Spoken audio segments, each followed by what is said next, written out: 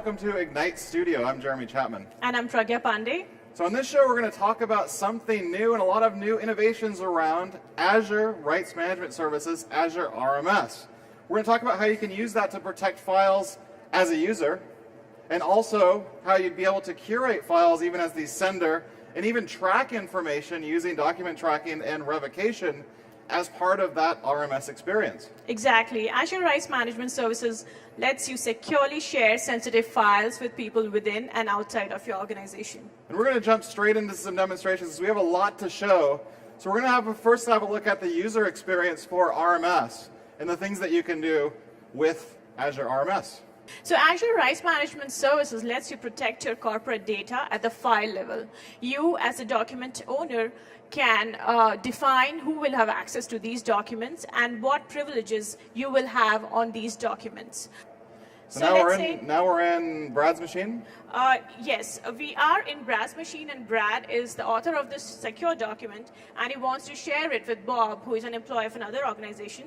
All Brad needs to do is create this email and attach the file that he wants to share with Bob, who is a partner or a customer, and he needs to hit on the share protected option. So this plugin gets integrated into Outlook and other Office files after you install the RMS sharing app. So this is a simple add-in for Office for the entire suite. This is something that, in this case, will show up as part of the ribbon in Outlook. Now when we actually hit Shared Protected, it gives you these different options here to apply the right permissions that you want. Yes, it opens up the Shared Protected app, and you will see that Bob's email ID is already populated. You can enter the work email addresses of the recipients you want to share this file with, and you can assign different levels of permissions to these recipients. Let's say Brad wants Bob to review this document. He will use the reviewer permission, and he can choose to get notified every time this document is being accessed. He can also select the option to revoke this document instantaneously if he finds that this document is getting shared unexpectedly, or if there's something wrong with the document and it just wants to revoke access. So now, once it hits on the send now, but what's happening behind the scenes is that this document is being encrypted, and the authorization information is getting added as a header to that document. Okay, so now we're in Bob's inbox. This is a different user. This is the recipient. Yes. So once Bob receives this file and tries to open this file, you will see that this document is protected, and there are only certain rights that Bob will have on this document. All right, so there we go. There are the permissions that we're seeing on that document itself. In our case, we do have the ability to edit the document and to view the document, right? Yes, that's because Brad, when he was sharing the document, selected Bob to be a reviewer who can read or edit the document. And if anybody else were to access that document, basically it would try to phone home effectively to the RMS service. It would say that you don't have the right credentials to authenticate into that doc. Part of this is that you're using organizational ID, part of Azure Active Directory, in order to authenticate in. So as you share that document out, the recipient's going to have to be part of the Azure Active Directory service, right? Yes, exactly. And that sign-up process is really simple. Recipients whose organizations are not using Azure RMS can sign up for the free RMS for individuals subscription. And what that does is it creates a tenant in Azure AD for the recipient's organization, and that will be used to authenticate the user against the permissions that and that's kind of on the individual level, but let's have a look at some of the architectural options that we have to deploy Azure AD RMS, because there are a couple things that you can do there, because you might or you might not have an existing infrastructure ready. So let me step back just a little bit into the light here. Now we've got a full cloud option. Now this gives you the ability to just run Azure AD RMS if you've got things like, for example, Office 365 already running. You've already got that relationship and that synchronization brokered against Azure AD. that just means that RMS is just running in the background. What do I have to do to get this running? Anything at all? Exactly. So companies may be at different stages of cloud adoption based on their organizational requirements or compliance regulations or for a variety of different reasons. We have made sure that we have built solution for these different kinds of organizations. Okay. So if you look at the first deployment option, which is cloud ready, so these are the companies who are already using Office 365 and they are mostly in cloud. These organizations generally have an on-prem Active Directory. All they need to do is set up directory synchronization to synchronize their identities from on-prem Active Directory to Azure Active Directory. And after that, it's just a matter of few clicks and they are ready to go. They can enable Azure Rights Management very quickly and in a very simple way. But I know there's probably a few of you out there managing your own email and SharePoint on premises, right? A couple of heads nodding. Well, we can do that as well. So if you've got some of the services actually running on-prem, whether it's SharePoint, Exchange, file shares, etc., we can use the Azure RMS connector in order to help integrate these two worlds together, the Azure AD Cloud and RMS service with your on-prem infrastructure. Exactly. So there may be companies who are interested in using Azure RMS to protect their documents, but they have a significant workload on-prem. We have a solution for those kind of companies as well. So what happens is they can deploy an Azure RMS connector, and what this connector does is when the Exchange, SharePoint, and the file classification infrastructure in the file server on-prem does a discovery for AD RMS, this connector mimics AD RMS and it says, I'm here.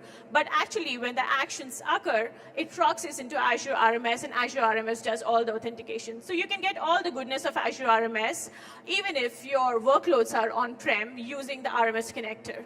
So regardless of how you need to architect the service, we've got options for full cloud or hybrid. But I know there's some new stuff that we want to show here around the document tracking and also revocation and how those controls actually work in the new Azure AD RMS. So why don't you give us a look at what I can do there to actually track the documents as I send them. So we announced the public preview of a really cool new feature called document tracking. What this feature does is it allows document owners to track activities on files that they have shared with others. And these activities can be the authorized users accessing the documents, the unauthorized users getting access denied, and even the latest state of the file, whether the file is still active, it's revoked or expired. So information like that is displayed on a web-hosted portal. It's extremely easy to get there. So if you remember the first demo, Brad shared a document with Bob. So once the document is shared and Bob looks at the document, Brad will get a notification email. So this is the notification email that Brad gets when he shares the document and when Bob accesses the document. From this notification email, Brad can go to the tracking site and just sign in into the site. And the site will show him the list of all the documents that he has shared with people within and outside of his organization. So you will see that this design doc has two views. And if you look at the user who viewed this document, you see that Bob viewed this document. Now, let's look at another document that Brad had shared earlier with his direct reports. So if you look at this information, you will see that this vision document was viewed by 40 people. There were 9 people who were denied access to this document, and these 9 denies were for one particular user, and the last activity was 8 days ago. You can look more into detail in timeline view. So this view gives you all the views, whether they were successful or unsuccessful attempts to access the document within a certain time period. So here, the orange part shows that these were denied access, and the green part shows that these people were successfully able to view the document in that particular time period. But even beyond that, we can also show geographial information about the people that are accessing the document as well, Exactly. Right? So we have a really cool map view that you can go into. And what that does, it shows the geographical locations from where this file was being accessed. Here the orange balloons show all the unsuccessful attempts, and the green ones show all the successful attempts when this document was tried to open. Okay. But beyond even the tracking of documents, I can also revoke access now with this new interface, right? Exactly. Let's say Brad notices that this document is being shared unexpectedly and he doesn't expect anyone in Australia to access this document. With this new document tracking feature, he now has the ability to revoke access to this document instantaneously. Let's say what it takes to revoke a document. All Brad needs to do is just click on revoke access button and this page shows up.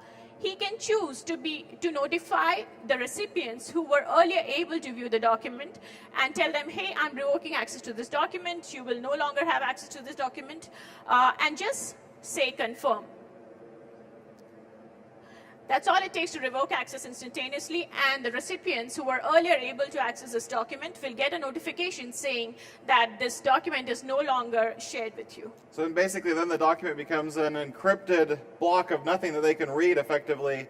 They cannot get into the document and view it because when that phone home activity goes to happen against the RMS service, they won't be able to authenticate in. So the document is more or less dead to everyone at that point. And Brad can create another one or do something else with that material. It gives the document owners incredible control over the document that they create and share with others. This is a great round trip in terms of what RMS is, how to actually enable that through the native experiences with the RMS sharing add-ins that we have through Outlook and through the Office apps. We also have RMS viewers across platforms as well, right? Yes, exactly.